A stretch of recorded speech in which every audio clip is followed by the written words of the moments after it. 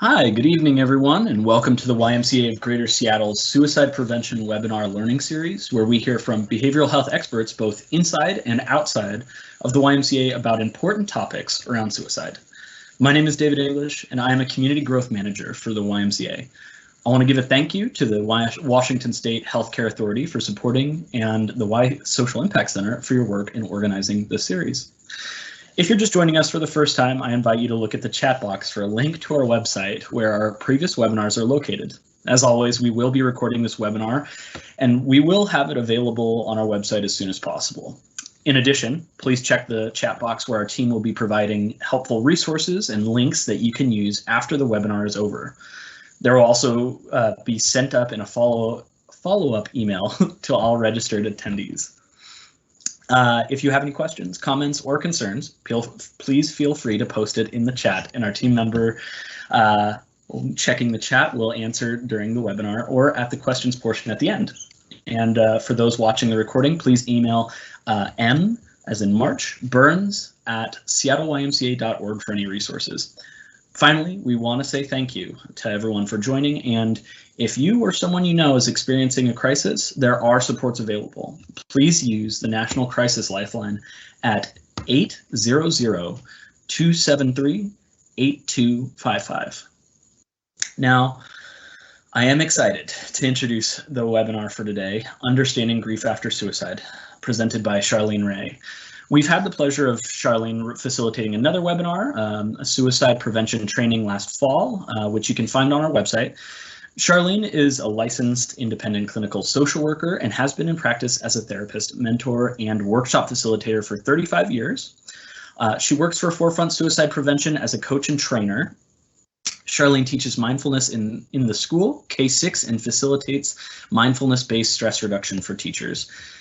Charlene has led programs for school districts on various mental health topics and is a frequent speaker at Snow Isle Library Issues That Matter events. She presented a 2020 TED Talk on seeing grief in a new light. Marny Lombard will also be presenting tonight, and Marny began working with Forefront Suicide Prevention after losing her son, 22, to suicide in 2013. She was fortunate to find a remarkable suicide loss survivor support group and credits it with giving her access to hope and empowerment. Marny developed a parent's guide for supporting college students who experience mental health concerns and suicidal thinking. Today, she does training and communications work for Forefront. Thank you both, Charlene and Marny. We are so happy to have you with us and presenting. We look forward to hearing what you have to present. And I'll let you take it away from here.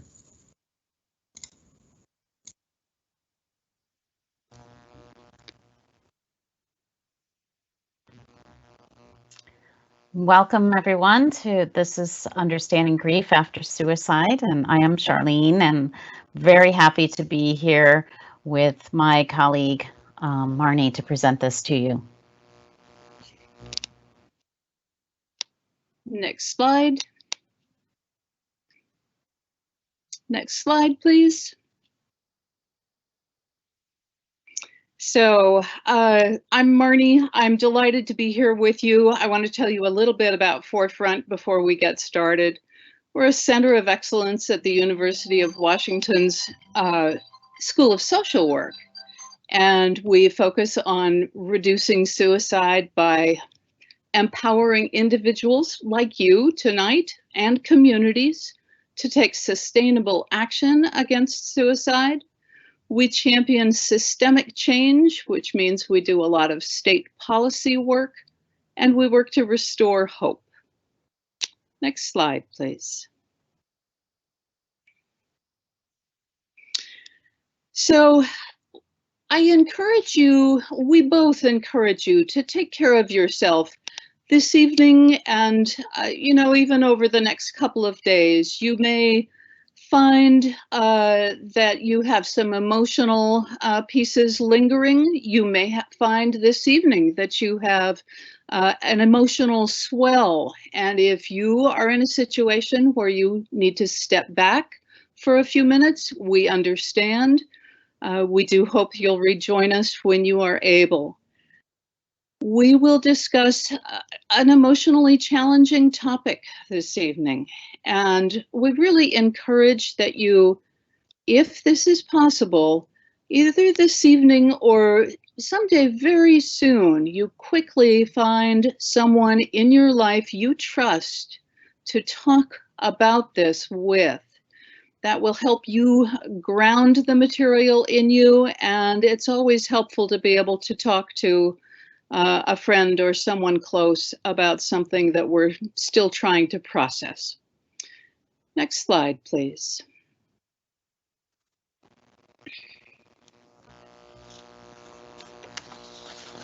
Next. So we have a big agenda this evening, and we will be covering these 4 objectives: grieving a suicide loss and how it compares with other types of grief. Then talking about the physical, mental, and emotional components of grief after suicide. And then the unique needs of someone who's experiencing suicide grief and how to best support them. And finally, exploring some healing strategies for living with suicide loss. We will leave some time at the end for some of your questions, so feel free to be putting those in the chat or the Q&A, and we'll do our best to answer those. Each one of these objectives we could spend an evening on. So we're just going to be really giving you an introduction to this topic and some of the things that we feel are really important for you to know and to take away with you this evening. Next slide. So I've already been introduced a little bit, but just wanted to again let you know that I am a therapist. I'm a grief counselor, grief guide is what I like to call myself. I also work for Forefront as a trainer and the Forefront in the Schools coach. And I come to this topic of grief from when I was young. My father died when I was 13, and that left me with the desire to become a guide, to companion others on their grief journey. And I've been doing that ever since. And the next slide. I too have been nicely introduced. I just want to say that it truly is a privilege for me to be part of this training with you.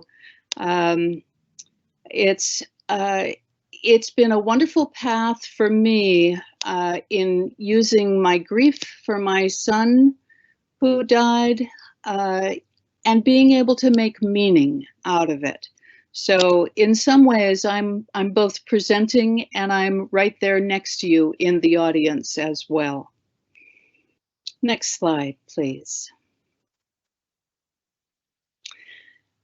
So we want to find out who is in the room, and if we can have the other 2 circles up, please.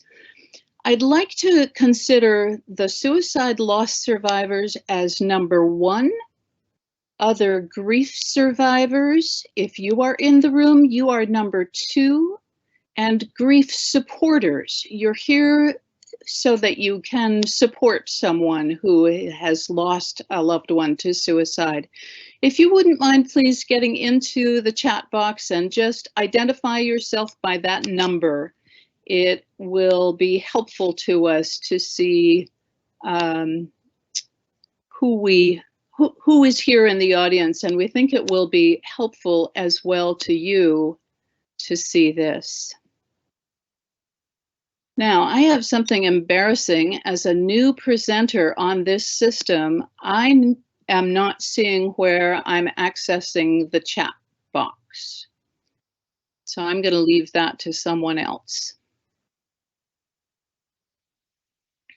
There we go. And so far, we don't have anyone in the chat box yet, but I can say that I am in the number 3 category, and it looks like we have some new people here. We have a number 3, someone as a grief supporter. We have somebody as well who is all of the above. We have one person who is a suicide loss survivor. Wonderful. Thank you. Thank you, David. That's helpful. Next slide, please.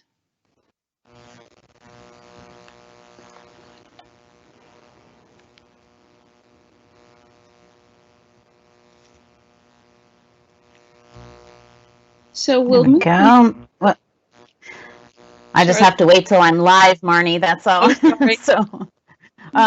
So we're going to move into our objective 1, or section 1, which is grieving a suicide loss and how it compares with other types of grief. So in the next slide, as we do that, we will start with a definition of grief.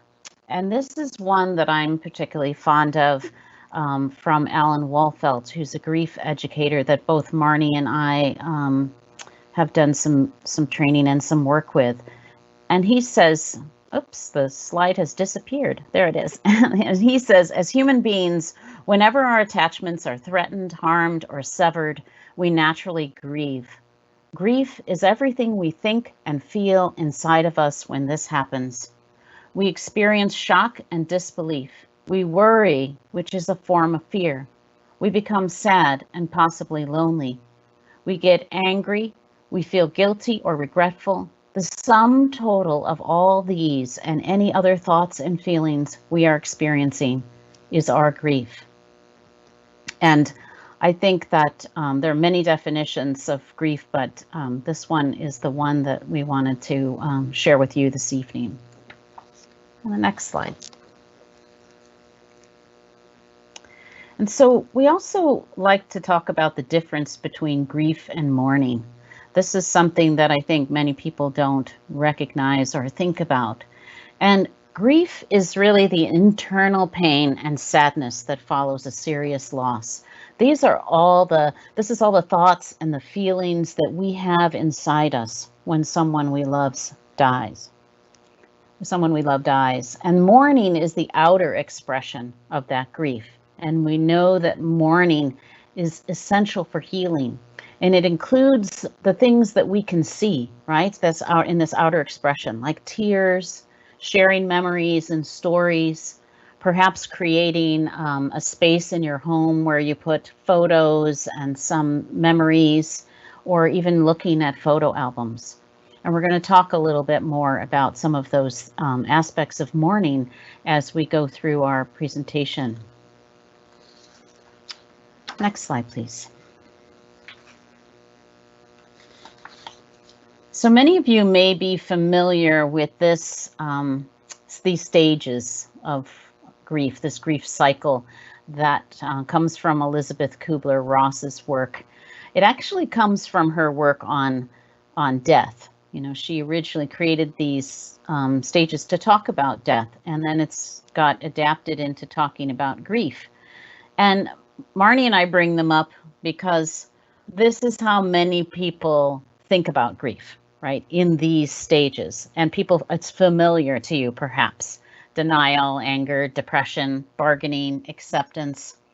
But I don't use this cycle of grief because I feel like it gives a sense that it's linear, that this is a linear experience, and we're going to go through stages from denial, kind of neatly from there through anger and depression right on into acceptance. And that is just not how grief works. So it's more helpful, I think, to refer to, I use some guideposts in my work, and then we use the 6 needs of the mourner that Marny's going to talk with you about later. And we really want to emphasize to you that grief is not a linear process. And even if you looked at it through the lens of these stages, which Elizabeth Kübler-Ross herself had said this was not meant to be a linear process, you would look at it and you could say, well, maybe there's some denial, then there's some bargaining, then there's some anger, depression, denial, all over the place. And I think what Marny will show you next gives you a good idea of that in the next slide. And in this next slide, we want grief to be something we can start and something we can finish in defined stages. And grief is much more like a tangle of yarn. And that is the way it is. And I encourage you to expect the unexpected from grief. It is always moving. Grief is never static. Next slide, please.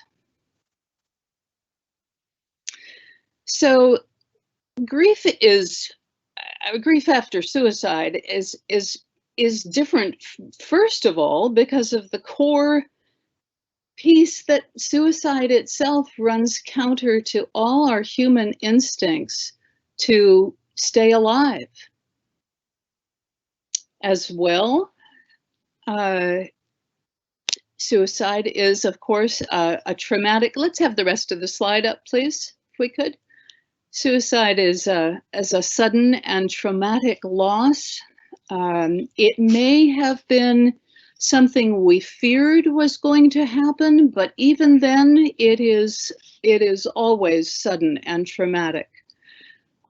Many of us left behind by suicide feel self-blame. Not everyone does. Additionally, there are complications that we don't have with so many other types of grief. The potential of an investigation or of media coverage, of just unwanted trauma on top of the primary trauma.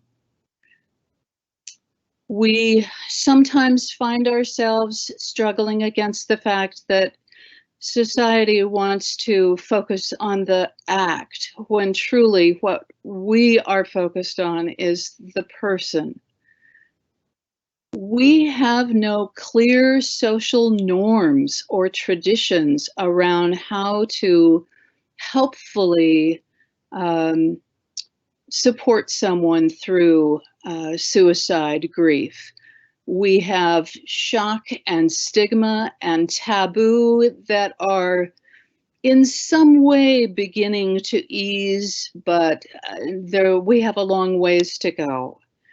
Another piece about suicide that I think comes more profoundly than with other death is trying to learn a way to reframe your relationship with the person who has left. And of course, the why questions. Next slide, please.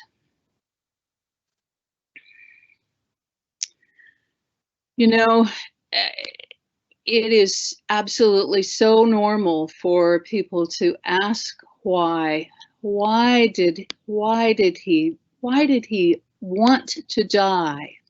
Is often the way we think about it. And in a way, what we're really asking is, why wasn't my love enough to keep this person alive? And it takes a long time to come to grips with the fact that we may never know exactly why, and that we may keep on asking why until finally we don't need to anymore. Next slide, please.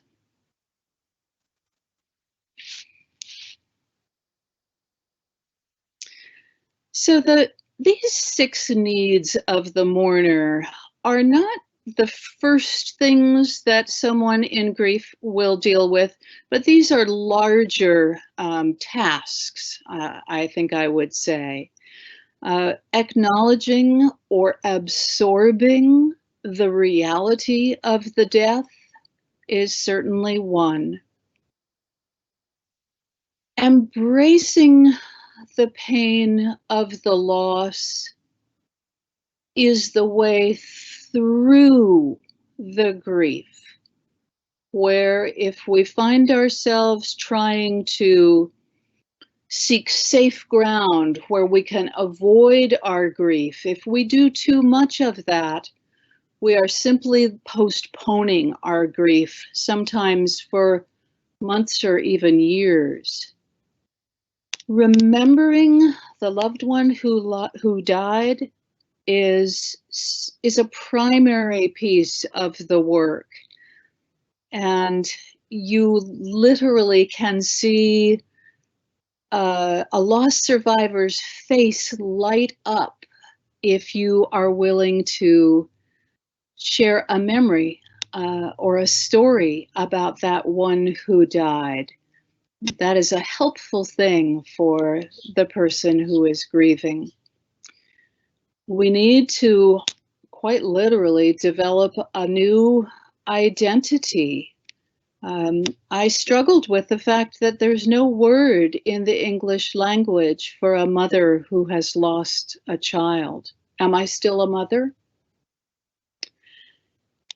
Searching for meaning, or beginning to look for ways to make meaning out of the grief and suffering that both your loved one and you have gone through.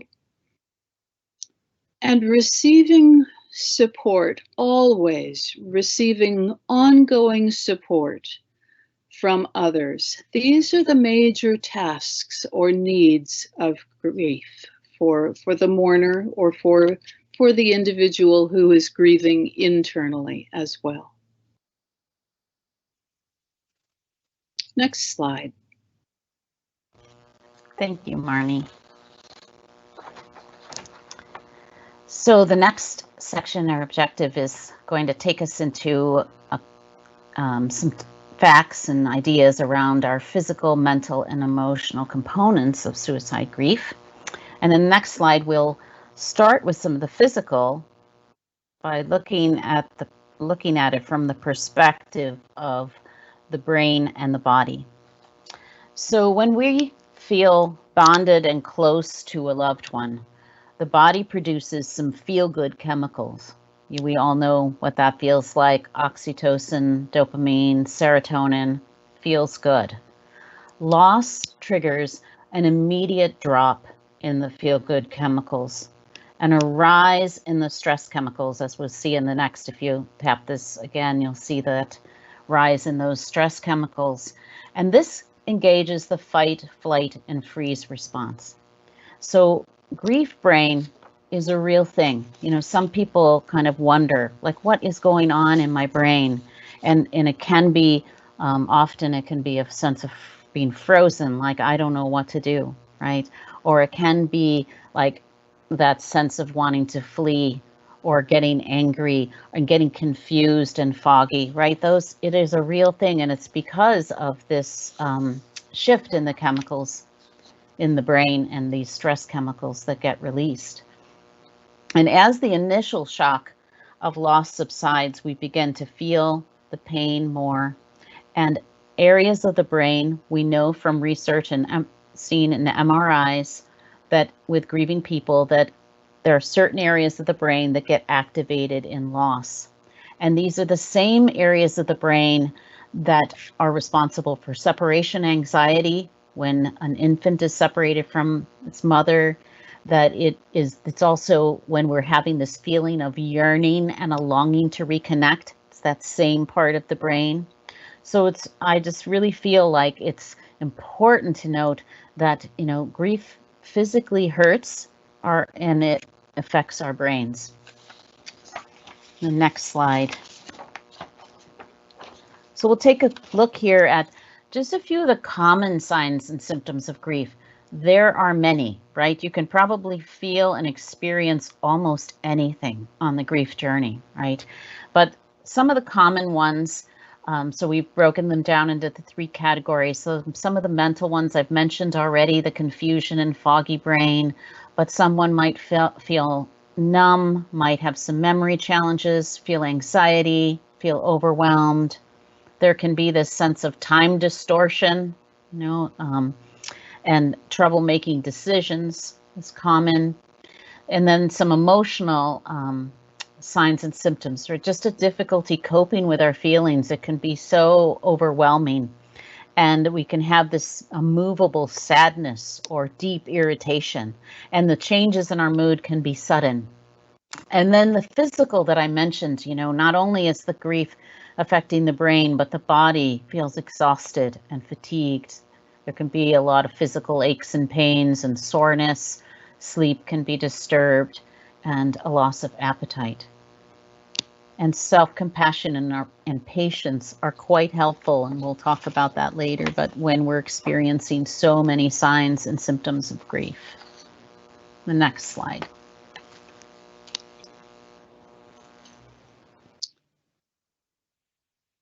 So, tears may be your daily companion if you are experiencing grief after a suicide.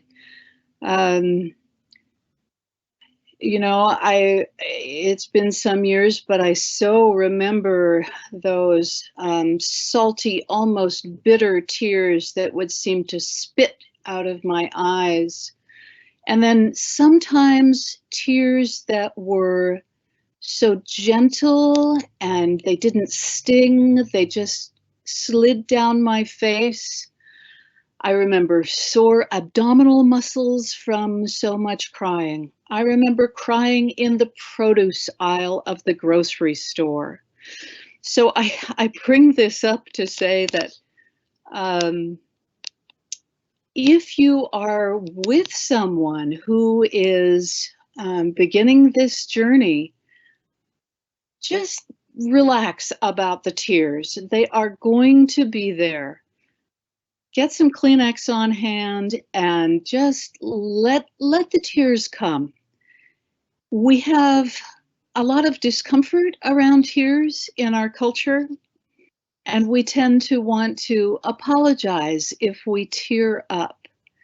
And really, truly, no apologies are needed or expected. This will be with you for some time. One note on this slide says healthy, ? Maybe. Indeed, you'll hear a lot of comments about tears being healthy for you.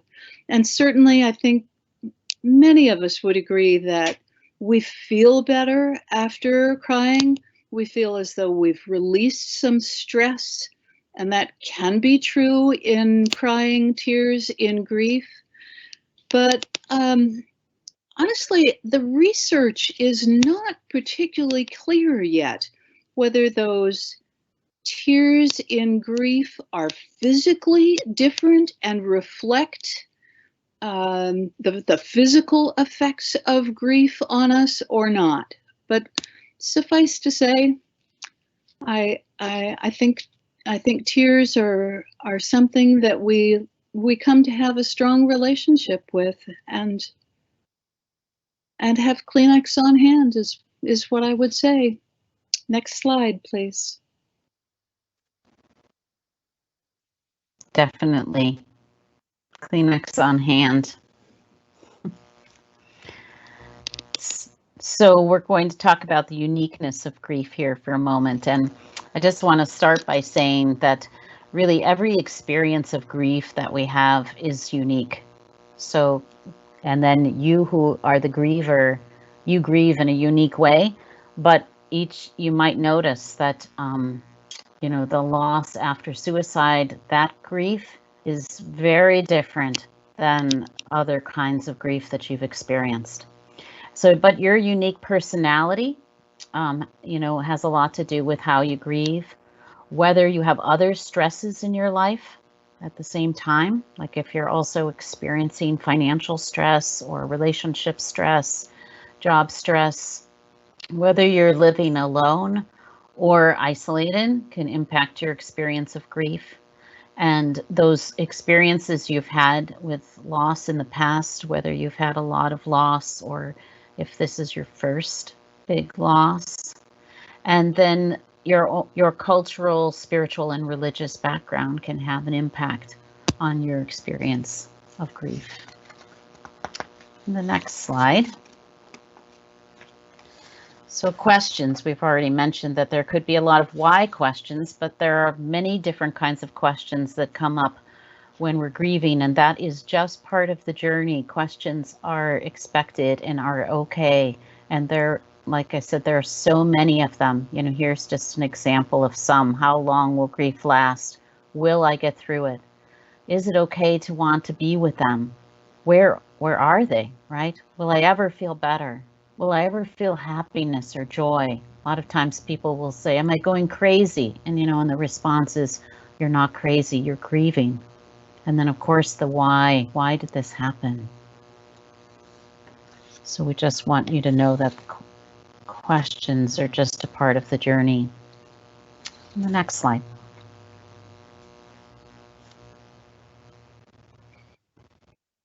So again, I would emphasize the sort of nonstop nature of early grief after suicide. And also the joy of hearing the name of your loved one. The common cultural framework is to believe that we have this ability to, quote, get over grief, and there's some thinking that is misguided, I would say, that it believes that we can get over this quite easily and quite quickly. And so the best thinking in that school of thought is, better that I not say anything about Marny's son, because I'll just make her sad, when what is unrealized is precisely this, that if I am in early grief, by which I mean the first 2 years, I am going to be thinking about the person I lost more or less constantly. I'll divert my attention for work and so on, but otherwise I always have my son in mind. And literally to the point that I can't control the thoughts, but occasionally I think, well, you know, perhaps he's alive. Perhaps he was in the back of that truck that just drove by. And these are completely unbidden thoughts that are just part of what I think of as absorbing the reality of the loss. I remember strongly a turning point that I felt at the end, more or less, of my first year. For the first time, I was able to articulate that my son had died in the past. Until that point, it had felt as though this was still a present moment experience, as though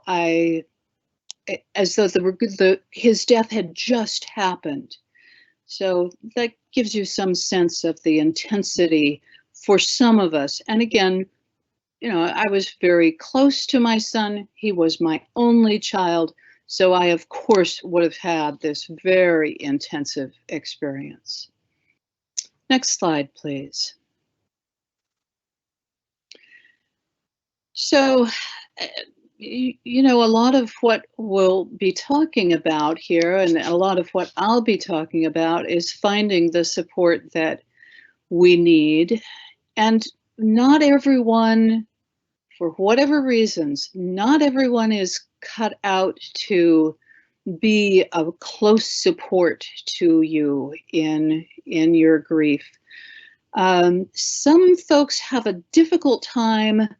I mean, everyone has a difficult time imagining what the experience is like, and oftentimes that leads them to say things that are hurtful, and they have no desire to hurt necessarily. They just aren't able to find any empathy. They just don't have the emotional intelligence. You'll also find people who will disappear into the background, my friends, my family, And they are doing this out of a lack of clarity around what it is that they can do for you. How can they support you? And how can they handle being exposed to your pain?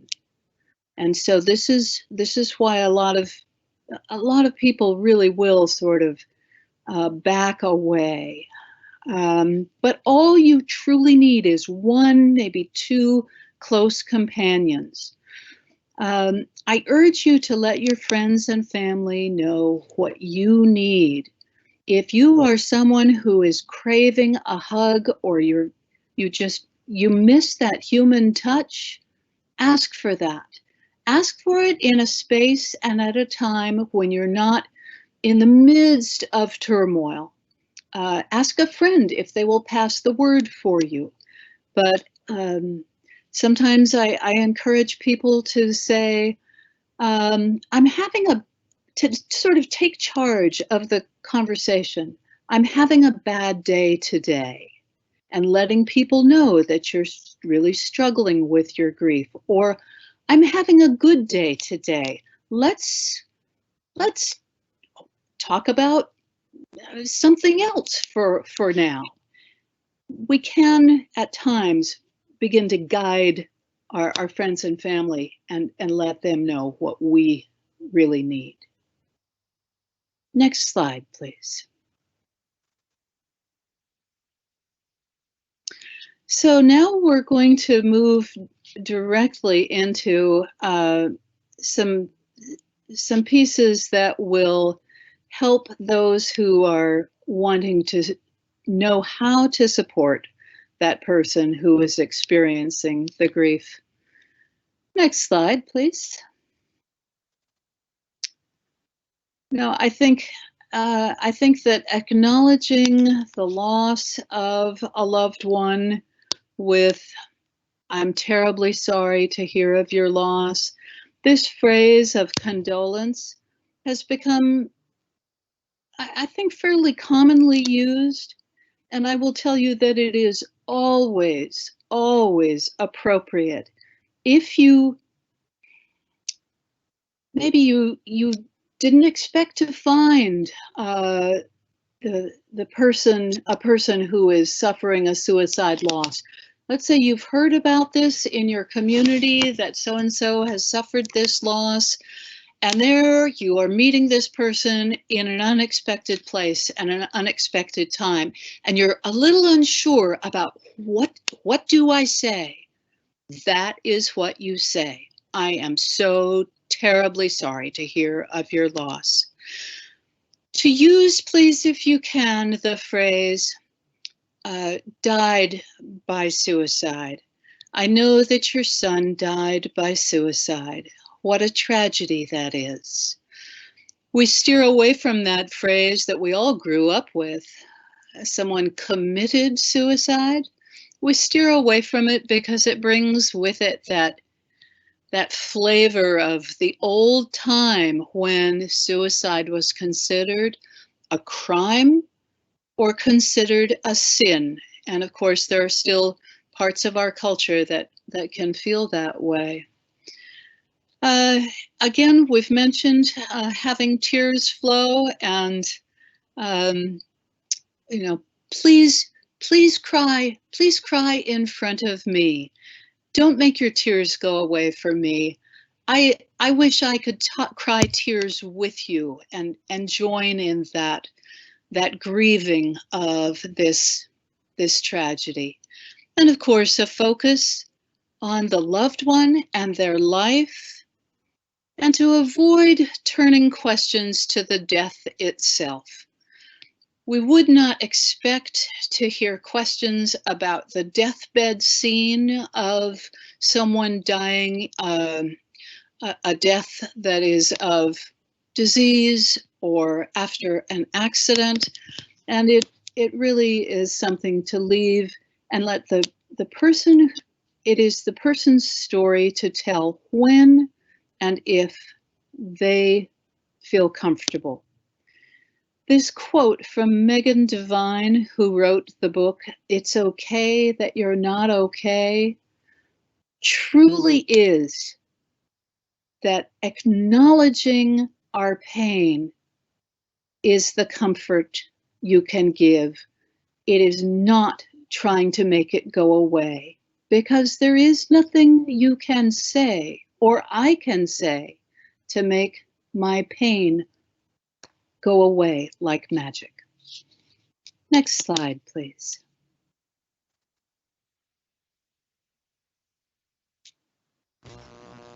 Thank you, Marny, for that.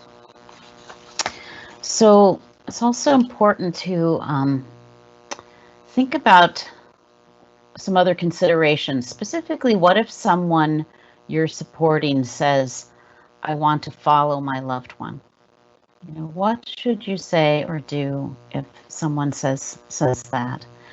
You know, if someone's thinking about suicide, it's really important to know that it doesn't necessarily mean they will act on the thoughts.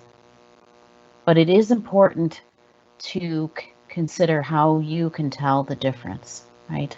Because sometimes people who are grieving, especially traumatic loss and sudden loss, like suicide, have times when they feel like, you know, that they want to be with their loved one, or that they can't, you know, imagine finding any meaning in life after this loss. And they might say something like, I want to follow my loved one. And what they're really wanting is the pain to stop and really missing their beloved one and wanting to see them.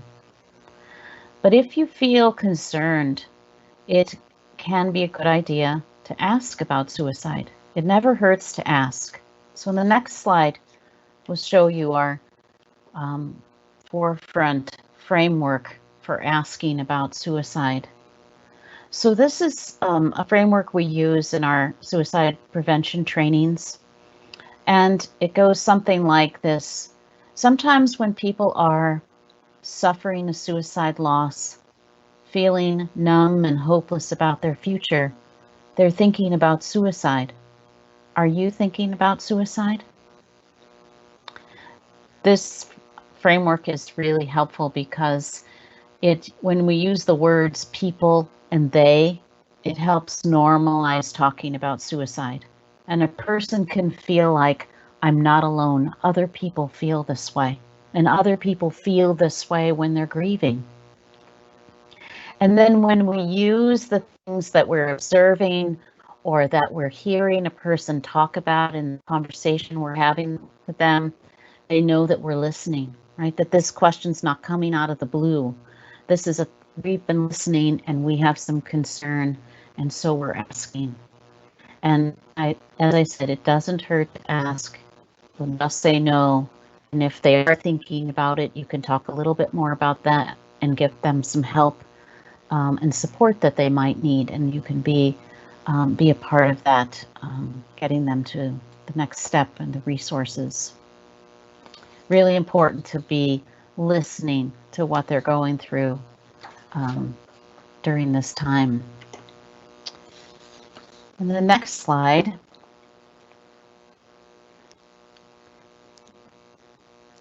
We just wanted to say a few words about cultural responses to suicide loss.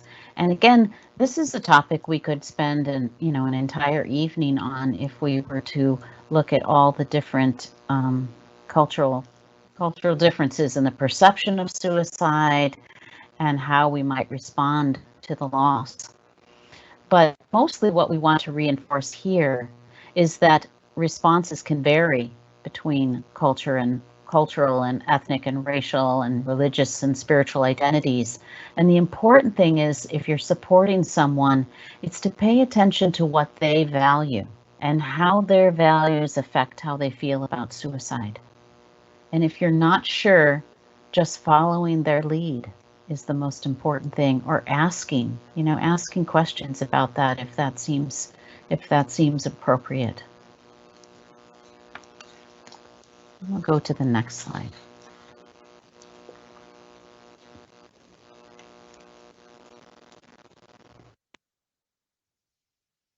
Oh, you're muted, Marny.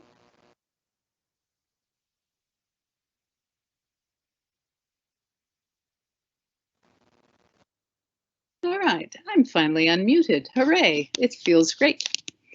What do we mean by active support? Active engagement in this context implies that we aren't simply going to make ourselves available in theory. We're going to bring an idea up for practical support. Could I bring you dinner 3 nights next week? Or, I would like to come and do the laundry for you. Set it up briefly, make sure this is something that is welcomed, and then move ahead and do this.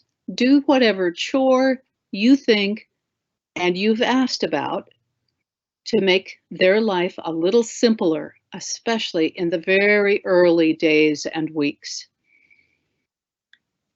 The reason for this is that someone who is in the very, very early days of this grief is too fragile to be able to act on their own behalf. They aren't able to even pick up the phone to ask for support. So you need to, if you're willing to take this on, and please do if you think you have it within you, you need to be able to bring an idea up, check and make sure it's a wanted idea, and then carry it out. Because all of the good wishes about helping, it's just not enough. And again, when you can, do remember to use the name, bring up the name of the loved one. If you have a particular story or memory that you think your person who is grieving may not know, that's an especially wonderful gift to share with them. Next slide, please. Thank you, Marny. So we're going to just want to mention a little bit about companioning youth through grief, because children and youth have some unique needs when grieving. You know, just as adults experience grief in a unique way.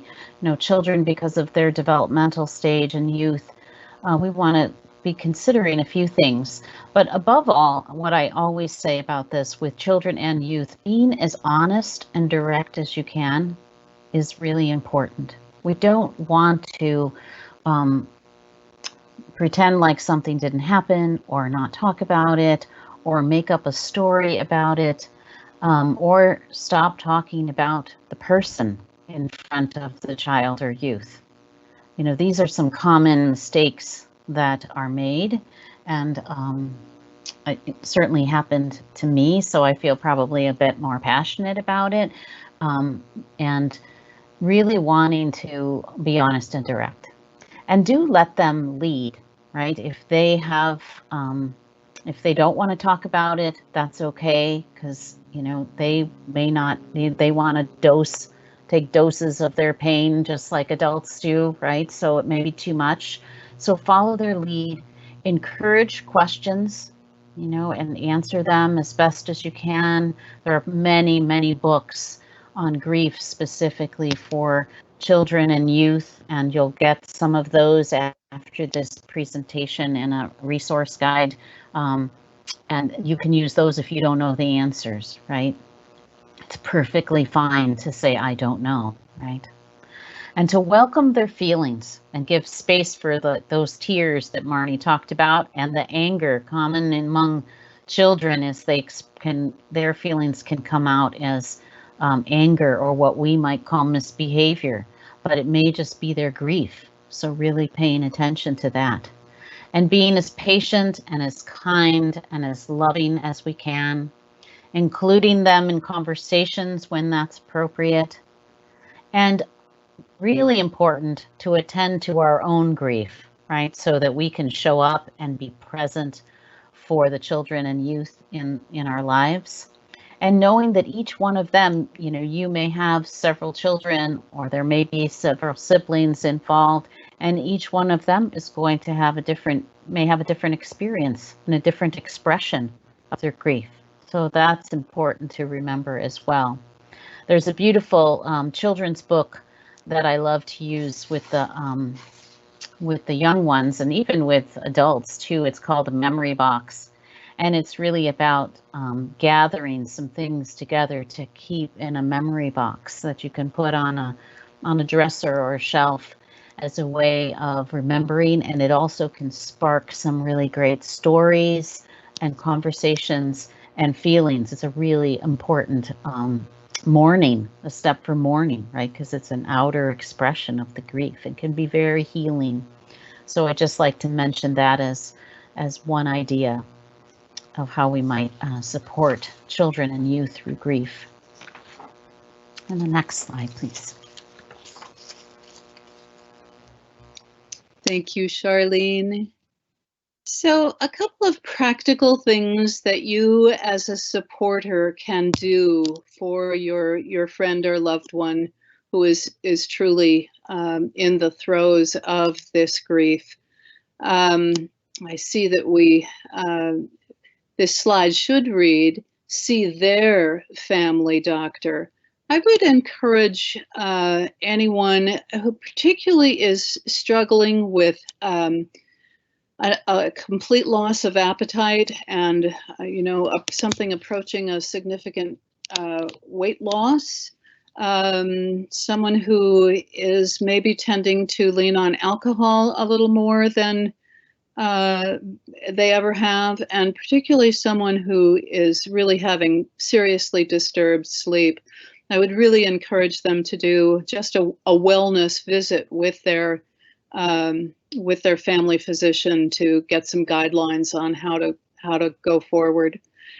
Another piece that this may strike you as a little bit odd, but we have these common greetings that we give to each other on a daily basis. How are you? How are you today? How are you doing? Well, try figuring out some sort of a polite answer to that when you're in the midst of the most difficult thing that has ever happened in your life. So you might brainstorm a little bit with the mourner around some answers they can give to these questions that you get in sort of daily passing. And maybe they can handle it on their own, but I certainly would have loved having somebody brainstorm with me. This bloody awful thanks and you, I would have loved to have given that as a reply. And then this comment, I can't imagine how you must be feeling. It's really true. You'll hear that comment so often, and I wasn't sure what to say. And again, in retrospect, I wish I had been quick enough on my feet to say, I wouldn't want you to be able to imagine how badly I'm feeling right now. So these are things that you can do to help the person get their feet as they start into the intensity of early grief. Next slide, please. So we have certainly talked about finding that person who is sort of a companion whom you might not see on a daily basis. You might see them only every couple of weeks. But this is someone who is going to be able to listen to you. And those of you who are the supporters, this is what you are called upon to do. You are called upon to be able to listen, and it will be to repeated expressions of grief, of regret, of things I did not do, of reasons reasons that I am to blame, perhaps.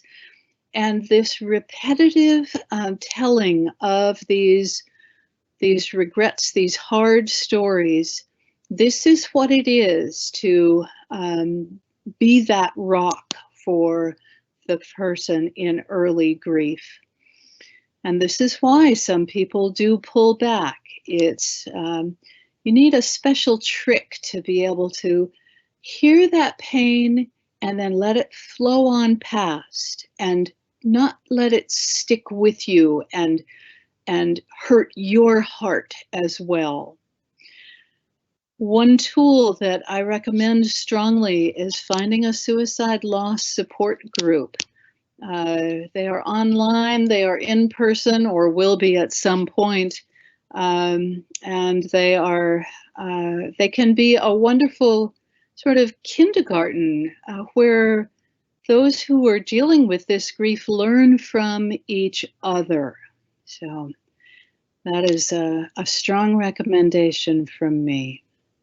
Next slide, please.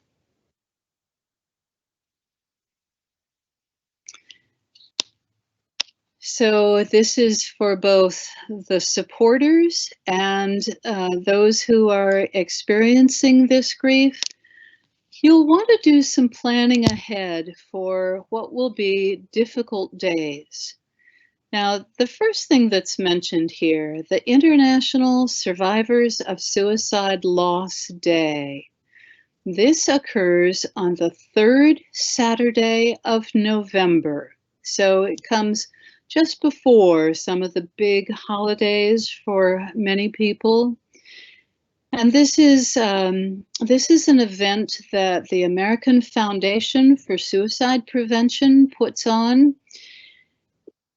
Many of the local loss survivors support groups will hold an extra meeting just on that day, that Saturday, and usually loss survivor meetings are in the evening on a weekday.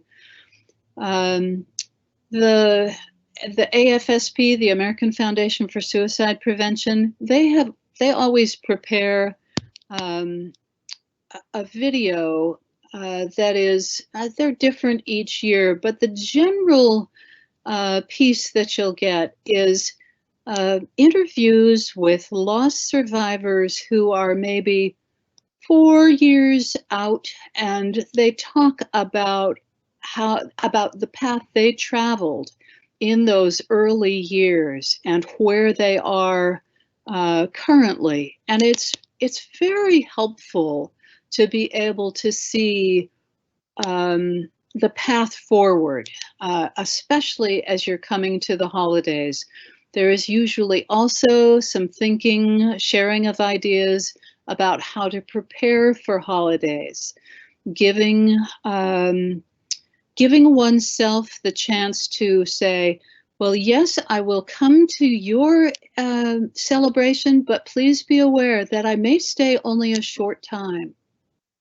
Or simply saying, no, I'm sorry, I can't do that this year.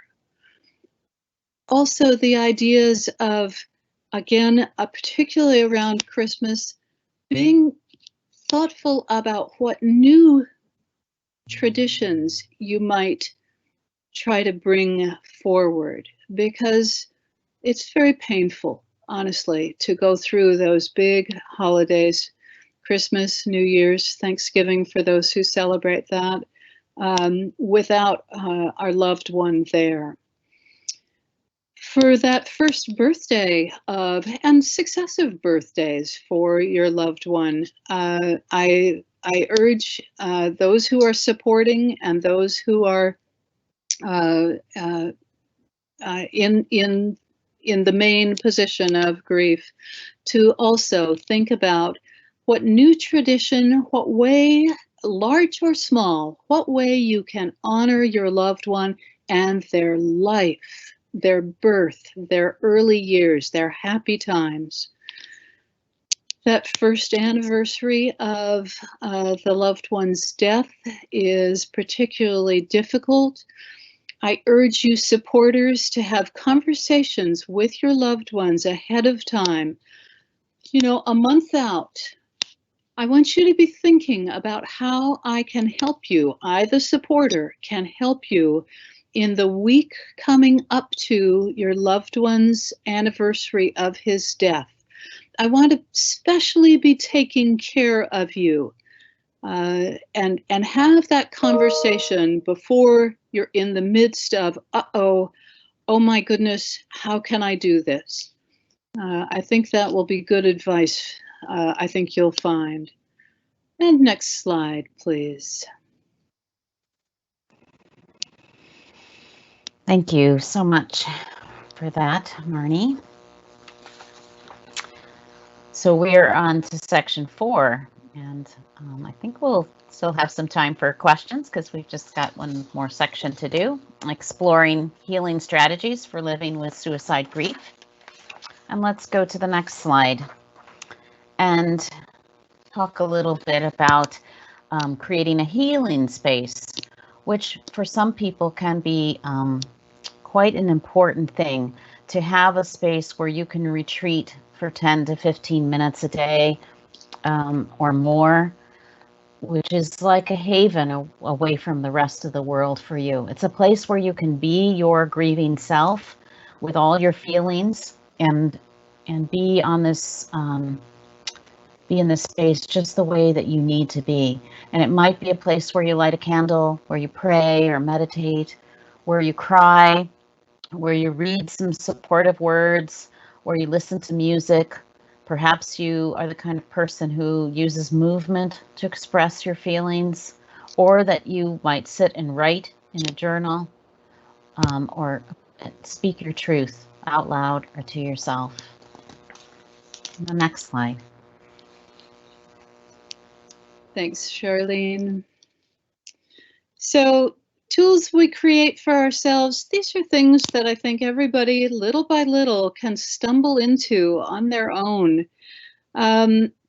Purely by accident, I discovered that if I thought about the fact that I still love Sam, I love you. If I had that thought just when I was turning out the light and my head was on the pillow, and I focused toward that love, I could fall asleep immediately. And I use that very reliably to help me.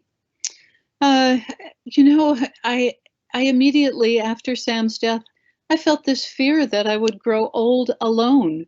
But I found, again, another trick to help me. If I turned my thoughts to having faith that I would find kind people, kind strangers who would become new friends, I didn't have to be afraid of growing old alone. Managing my guilt. Again, this odd kind of tool came to me in my thoughts. I had a lot of grief after Sam died, a lot of guilt. And I had this image in my mind one day of an empty room that was full of dust bunnies, big dust bunnies, and all those dust bunnies, that was my guilt. There was a broom over there in one corner of the room. I swept up all that guilt. I put that broom down. I walked around that pile of guilt, and I didn't look back. And I did that to help myself move forward and survive. It was effective. Next slide, please.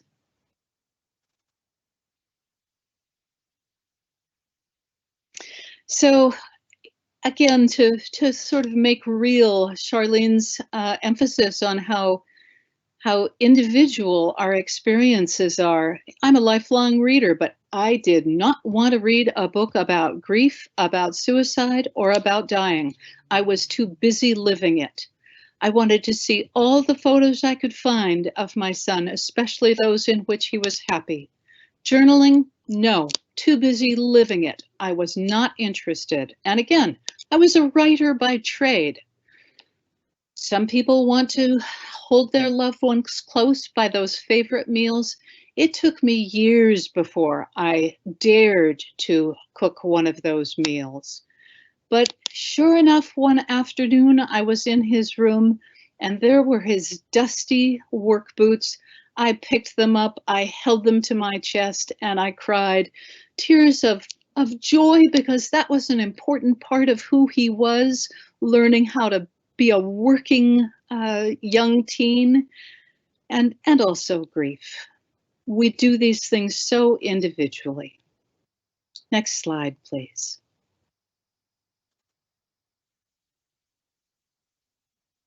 So I've talked enough about how grief we can feel immersed in it.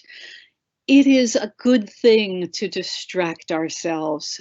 Again, this is something that we call dosing our grief. It is fine to watch an old movie that you know you adore and will make you laugh. It's fine to approach this not just one day at a time, but a half an hour, 10 minutes at a time. All feelings are possible, and just let those feelings flow.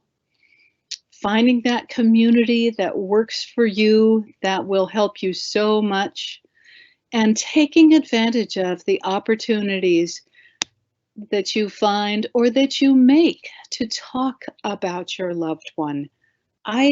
Living alone, I talk to the empty house about Sam sometimes, and it is a rewarding thing to hear that story coming even out of my own mouth.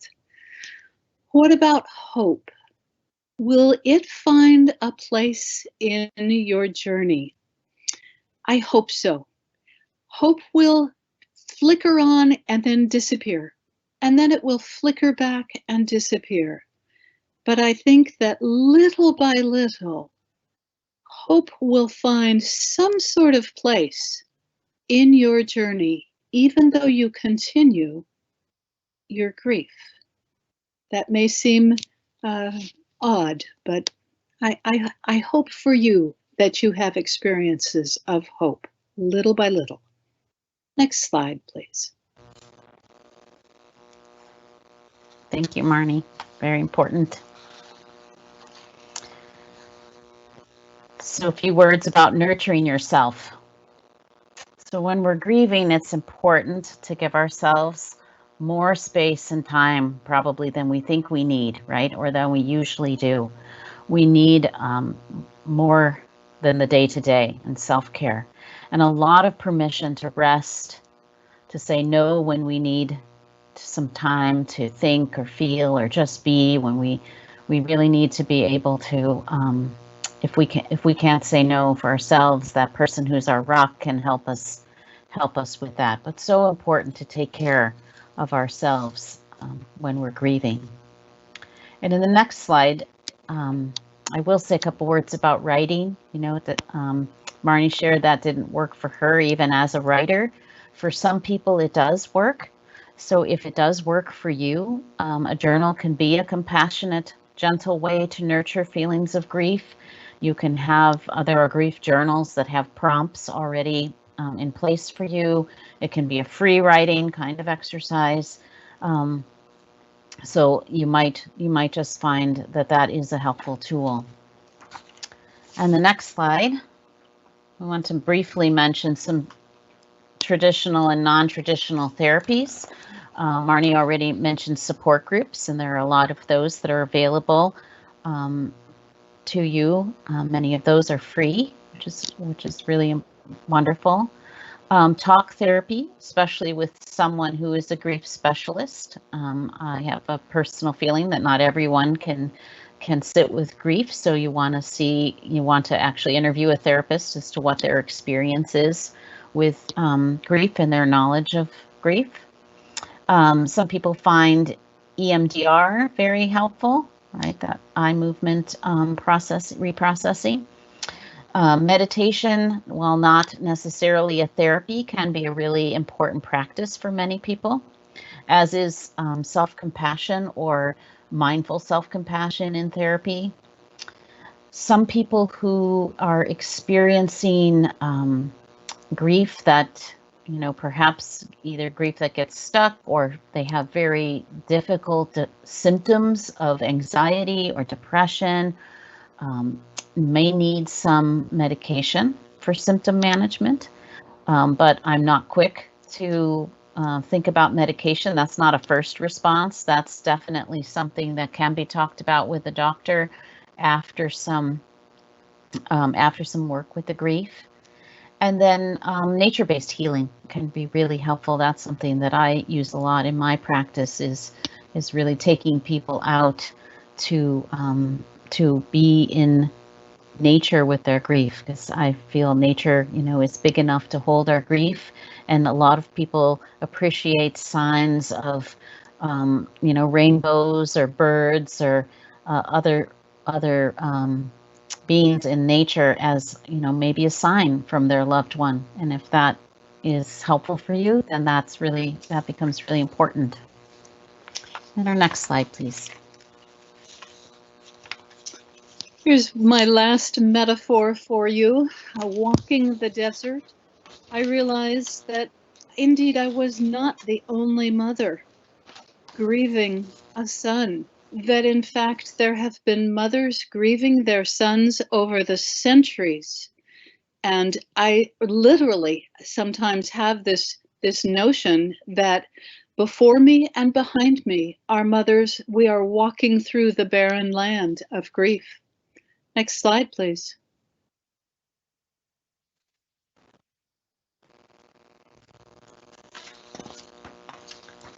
So on this journey, as you move beyond raw grief, you may, hopefully, as Marny says, find some meaning in living with grief. And you may have an increased awareness of time once again, develop deeper compassion for yourself and others, find yourself becoming stronger, perhaps experience a deep change. Grief changes us. And so you may just find that you have some renewed sense of purpose and have some courage to make a new life for yourself. And this comes, way beyond the raw grief, after some healing.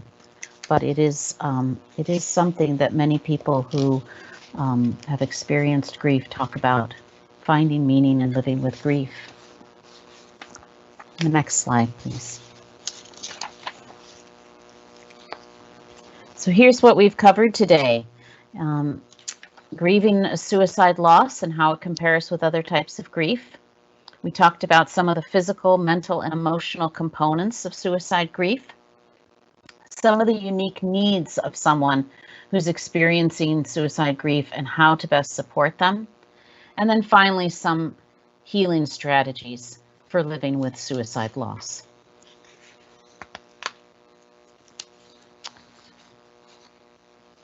We have some lifelines and ongoing support that could be helpful for you. This is the National Suicide Prevention Lifeline. If you feel like you need that, or someone that you love could use that kind of support, they have Spanish services and also a line for veterans.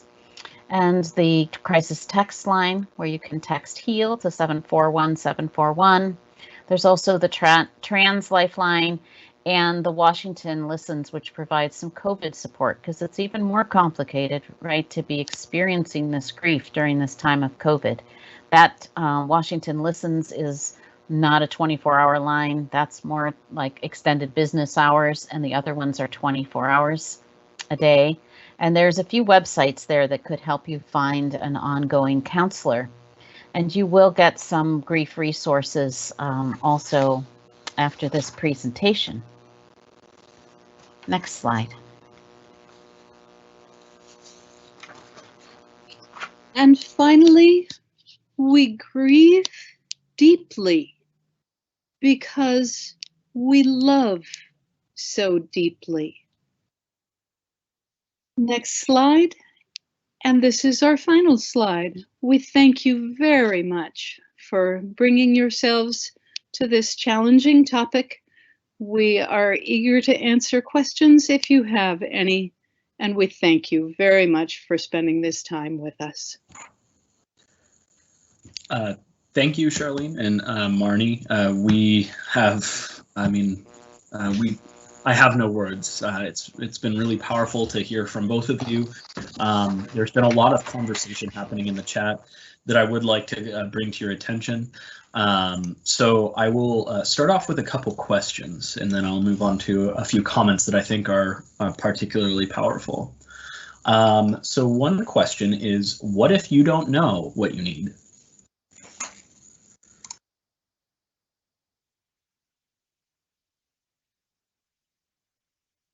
And Marny, you are on mute, unfortunately. Mute. Unmute. You know, that is a good question. And I think the strongest thing I can say is, if you can find a support group, and support groups are generally set up as drop-in groups, not all of them are, but that will truly help you. It'll give you a quick introduction to what some other people are grappling with. And I think that's the best way to begin to make some discoveries about what you need, what would be helpful. Thank you. We have one comment I'll just jump in and say. We have a few people that have said thank you so much for your wisdom and your vulnerability and sharing your stories. Another question that we got is around good open-ended supportive questions to ask instead of how are you doing?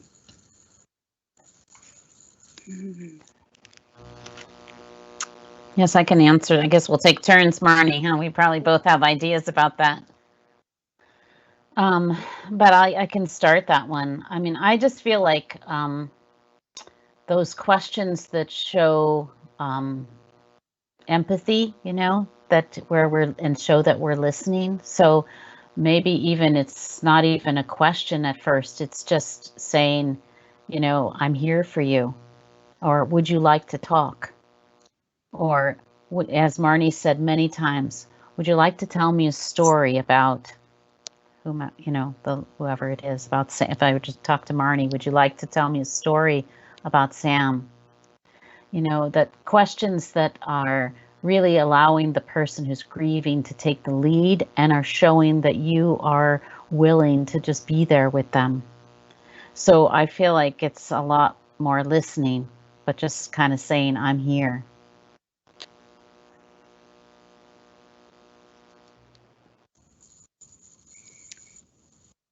I have nothing to add to that. I think that's a good call. Okay, thank you. And yeah, just empathizing and expressing that, yeah, maybe you do or maybe you don't know what it's like to be in their shoes, but just putting that out there that you are available is one of the great first steps to just being present with somebody, and I appreciate that. We have a conversation that's happened in the chat that is really impactful, and I want to share it with you. Paulette, I do hope it's appropriate that I mention you. I think that this comment section that's been supporting you has been really powerful. Paulette writes, none of the suicide loss support groups in my area will allow me to join because none consider cousins important enough or close enough to matter. I've been on my own in this journey. It will be 3 years, March 14th. Thank you for this seminar.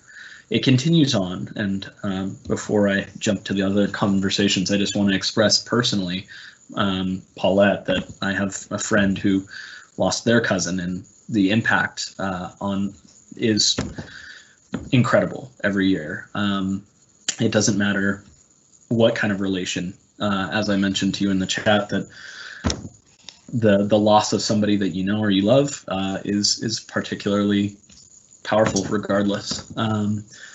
Some people commented in the chat, try Compassionate Friends as a support group. and also someone expressed their own support in saying their sister died by suicide and had also experienced trouble finding a support group, with the hope that more options might be available now as everything is offered online. Was hoping that maybe you might have a comment, or if not, I do have one more comment from Paulette that I can bring up. So I am, Paulette, I'm so deeply, deeply sorry. This is just terrible. And I wonder what where are you from? Where are you located? And I hope, Paulette, it seems like you're still here. Commenting, I do hope that you feel comfortable in sharing your geographical location. Yeah. Paulette does jump in and say, expressing her own empathizing with the other commenter, Julie. Our culture has a long way to go with addressing suicide, loss, grief, and mourning. I wish you healing and happiness. Love never dies. Your sister is with you always, and that is extremely powerful. There are several online loss survivor groups, and they are always online. They're not online because of COVID. They only operate online, and there should be there really should be groups, and I believe there are groups that don't require any specific relationship. So please keep looking. Thank you so much. And Charlene, it looked like you had something to say as well.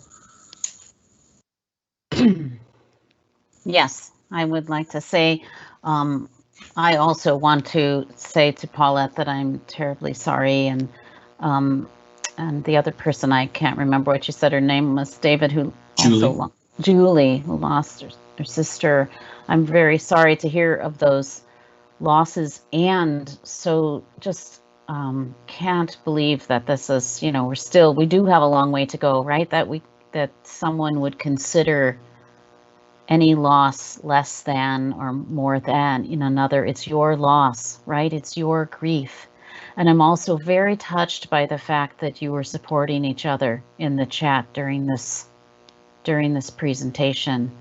It's really, sometimes that's the way we find the kindness and the support, and the love is through those common experiences and how we can hold each other up. And hopefully you're on the email list for this presentation, and we can get some resources to you after this evening that might be more helpful than what you found so far. Thank you. David, may I speak up too for a moment? Yeah. I do want to mention that Compassionate Friends is an organization limited to, in my knowledge anyhow, it is limited to parents who have lost a child. But the names of others, I mean, there will be all different names, but if you just Google on suicide loss support groups online community, I hope and pray you find the help you need. And thank you, Marny. I do appreciate that. We did actually get a chance to get some comments from both Paulette and Julie. And before I jump into them, I just want to emphasize that we will be sending out some of the emails and contact information, social media, websites, and things like that following this presentation in the next couple of days with all the resources. Make sure to look for that. If you are not already registered to the event through the Eventbrite, please reach out to M as in March Burns at seattleymca.org. She will be more than happy to get you connected to all these resources. Just going to jump back to Paulette and Julie. So Julie's here south of the Ship Canal in West Seattle, and she looked quite a bit before COVID and couldn't find a suicide loss support group. And meanwhile, Paulette is in Washington, D.C., and she found some for a few for siblings, but she just couldn't understand why relationship mattered. Love is love, as Marny said. We love deeply, and then our grief is deep. So those are the comments that Paulette and Julie mentioned. Julie also says she's looking forward to the resource list. Thank you so much. Yeah.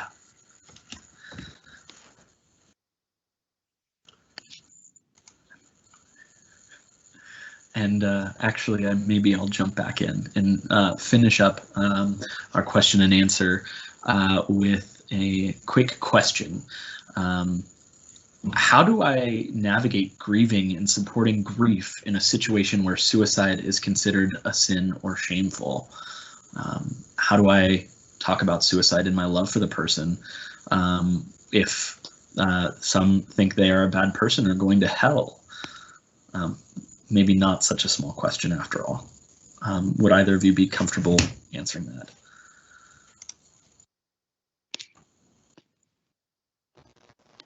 I think either one of us would, but I can do that. I can start, and then if you want to add something, Marny, Sure. after.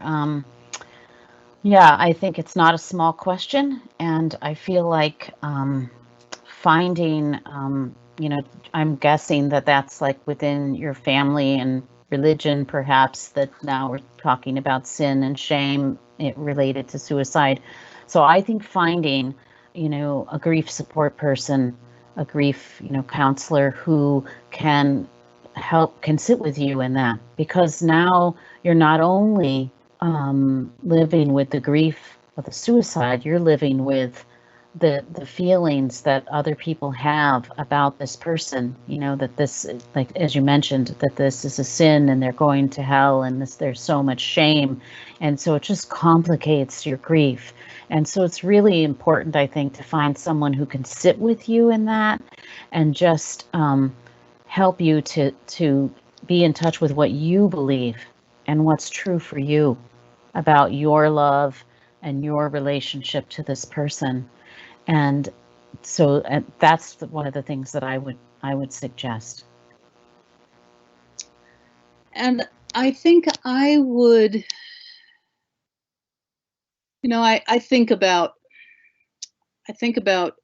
the truly important things that mothers who lose a child, no matter what, mothers are going to continue to love that child. What I would urge you to do, little by little, is to look for opportunities to ask if there is someone within your family's circle, if there is some other suicide loss that has happened over the years, and find someone who would have been connected with that suicide loss. Because I suspect that anyone who experiences a very deep suicide loss is going to have been through time of questioning the cultural rightness. And if you can find that person, they may open to you, they may open their heart to you. And I realize that sounds like an arduous kind of journey to go on, but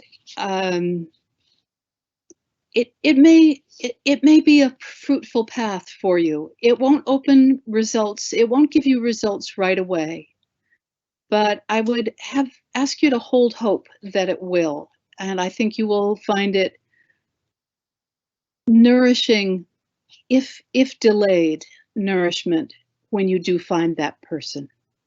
I wish you all the very best from my heart to yours. Thank you so much, Marny.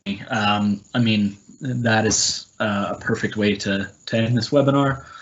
I want to add just a few things, but first I want to say, Charlene and Marny, thank you once again for creating this space, and we always appreciate you speaking with us. Thank you.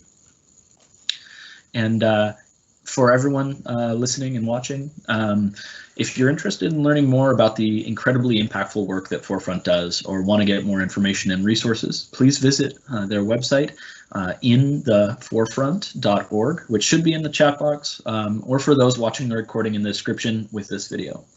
As a reminder, Forefront will be hosting another webinar with us, Learn Forefront's Suicide Prevention Training, on March 17th. More information is on our website, seattleymca.org, or in the follow-up email from this webinar. Thank you to everyone who was able to attend, and thank you to everyone for watching. If you are inspired by this work and want behavioral health services accessible for everyone, please feel free to reach out to the YMCA and see how you can support this work in a way that is meaningful for you. Please be safe, be compassionate, and as always, we will see you soon for the next webinar.